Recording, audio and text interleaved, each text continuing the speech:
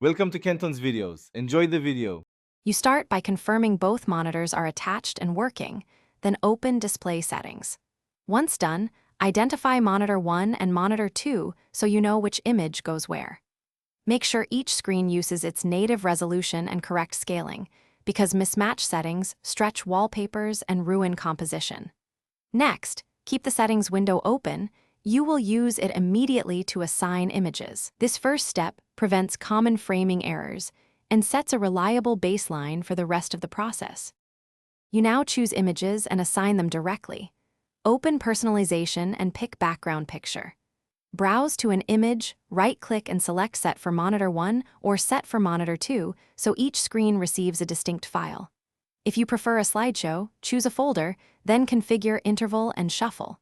Make sure image aspect ratios match each display to prevent awkward cropping. When preparing files, crop to the target resolution if precise composition matters. Once images are set, check both screens visually to confirm alignment.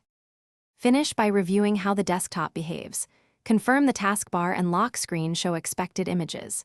If a picture appears stretched or cropped, change the fit option to Fill, Fit, or Center, or recrop the file to match resolution. If wallpapers revert or don't apply, restart Explorer or reboot. Sometimes GPU driver issues block changes, so update drivers if needed.